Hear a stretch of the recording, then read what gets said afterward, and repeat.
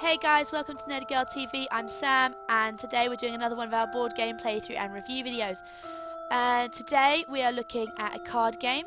It goes by the name of Dead Man's Draw. Very quick, very simple to play, and lots of fun. So let's see how it goes. Dead Man's Draw is made by a company called Mayday Games. In the box, you'll get your rule book, you get 60 loot cards and 17 trait cards. You don't use all the trait cards in one go. You only choose one for each game. So let's have a look at the loot cards. You get 10 suits, one of them is the Kraken. When you play this one, you have to play the next two cards no matter what. The swords, you steal a card from the opponent's bank where they've collected their cards and you use that one instead of your own cards. The next suit we have is the Cannon. Use the Cannon to get rid of any top card in your opponent's bank. So that basically means if they've got a top scoring card, you can get rid of it and put it in the discard pile like that. The next card we've got here is the Oracle. This is a really handy card. You can turn over the next card on the draw pile and you can decide, am I going to take my turn? Am I not? Especially if it means you're going to go bust.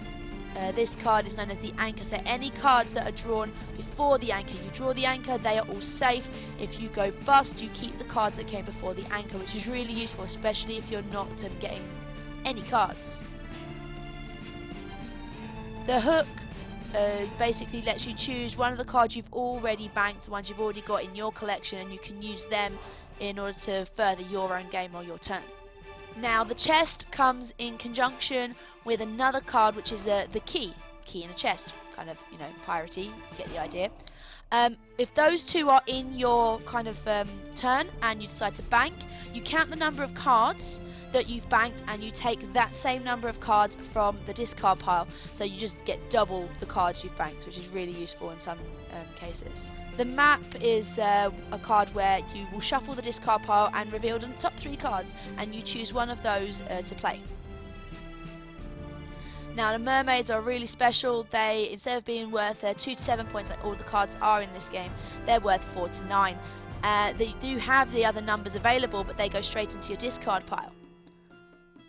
But it's definitely a sought after card.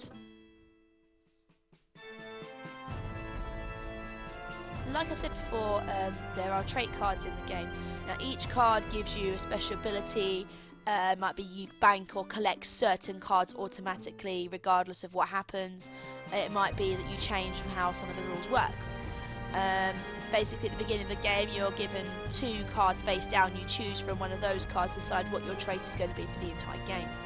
It's always important to choose carefully and always refer to your reference card so you can get a better understanding of what each card does. Right, so let's get started. You'll always start with a discard pile and a draw pile. The discard pile will have your 2-point cards as well as the 2-point and 3-point mermaid cards all ready and waiting, all shuffled in. So as I said, the first thing you need to do is choose your trait card. As you can see, I'm given 2 face down cards. Using the reference card, I'm deciding which trait card I'm going to use. Once you're done, you discard the trait card you're not using, reveal your trait card to your opponent. So I'm having a Kraken card where I draw 4 cards instead of 2, and the man behind the cam is automatically banking any Krakens. And then the game begins. Each person will, on their turn, draw a card and just follow up the card's effects. Okay, right here you can see the Oracle allowed the man behind the cam to have a sneak peek at the next card. Now if he didn't have that sneak peek and it was 2 of the same, you automatically go bust and your turn is over.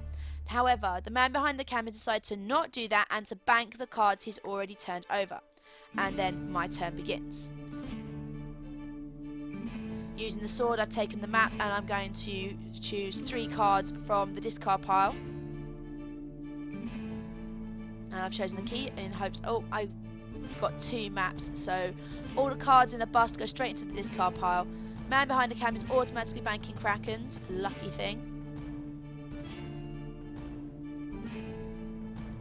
Basically, when you're collecting your cards, always make sure that the highest numbered card is always on top. So you could have I don't know, you could say, let's say you've got 2 anchors. One is worth 3 points, the other one's worth 5 points. The 3-point anchor will always go underneath the 5-point anchor.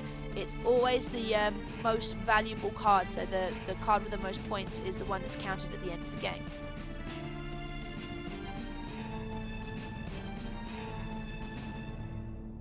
As you can see, the turns can go really quickly.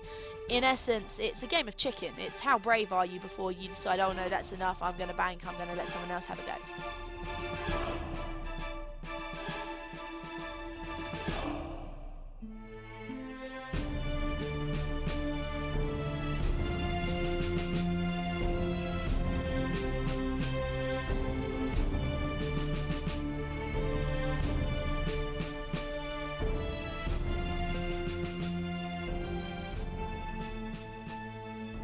See the hook, he's choosing one of his own cards. Then you have the chest, the kraken, the cannon. He's just taken one of my top scoring cards and put it straight in the discard pile.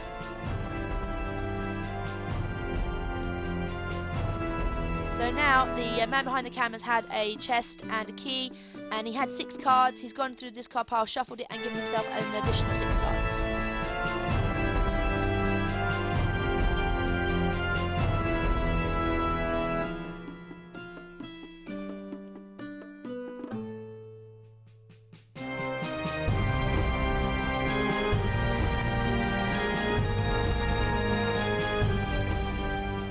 If you're paying attention, the man behind the cam has actually got all the suits of cards available to himself.